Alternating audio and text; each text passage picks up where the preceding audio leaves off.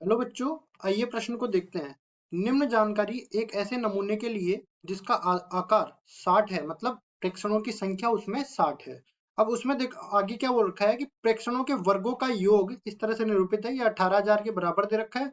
और प्रेक्षणों का योगफल ये सिग्मा एक्स से निरूपित है, जो कि 960 के बराबर दे रखा है। तो इसका प्रसरण किसके बराबर है, हमें ये बताना है।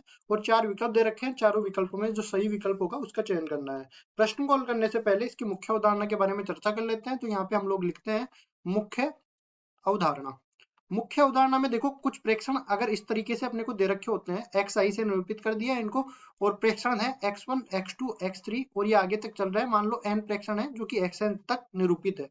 तो इसमें सबसे पहली चीज अपने पास होती है माध्य। माध्य को x बार से निरूपित किया जाता है, जो कि बराबर हो जाएगा प्रेक्षणों का योग। प्रेक्षणों का योग मतलब सिग्मा एक्स आई बराबर 1 से लेके n बटा में n प्रेक्षणों की संख्या अपने पास आ जाएगी।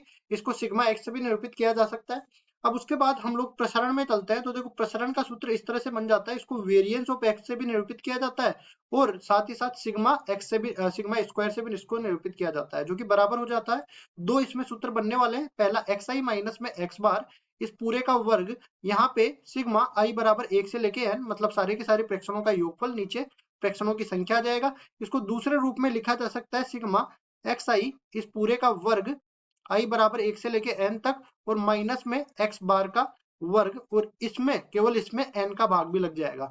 अब देखिए, यहाँ पे देखने पर ही पता लग रहा है कि दूसरा वाला सूत्र अपने पास काम में आने वाला है, क्योंकि सिग्मा एक्स स्क्वायर भी दे रखा है और x बार निकालने के लिए सिग्मा x भी दे रखा है। अब चलते हैं सवाल में। तो सवाल में देखो, जो दे रखा है पहले उसको लिख लेते हैं। सिग्मा एक्स स्क्वायर का मान दे रखा है 18,000 के बराबर, 18,000 आ गया। उसके बाद सिग्मा एक्स का मान दे रखा है 960 के बराबर, तो 960 आ गया। एन का मान दे रखा है 60 के बराबर, क्योंकि ये जो नमूना है इसका आकार 60 के बराबर है। तो सबसे पहले तो हम लोग x बार निकालेंगे। x बार का मान आ जाएगा अपने पास सिग्मा x बटा में n के बराबर, जो कि बराबर आ जाएगा 960 बटा में 60। और यहाँ से 0 से 0 कटा, 6 से 96 कटा, 16 बार। अब देखो, हम लोग निकालते हैं सिग्मा स्क्वायर। तो सिग्मा स्क्वायर का डायरेक्ट जो है सूत्र लिख देंगे, सिग्मा एक्स स्क्वायर बटा में n माइनस में x बार पूरे का वर्ग। तो सिग्मा स्क्वायर बराबर हो जाएगा, देखो सिग्मा एक्स स्क्वायर इस पूरे का मान किसके बराबर है, डायरेक्ट मान रखते हैं यहाँ पे।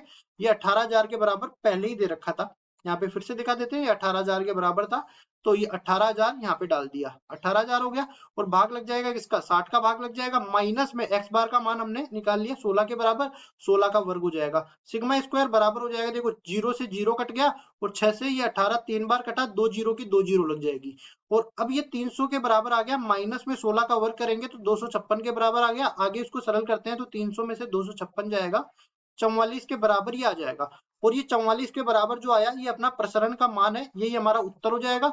अब देख लेते हैं कौन से विकल्प में 44 दे रखा है। अपना चौथे विकल्प में 44 दे रखा है, तो चौथा विकल्प बिल्कुल सही उत्तर हो जाएगा। आशा करता हूँ ये सवाल आपको समझ में आया होगा। धन्यवाद।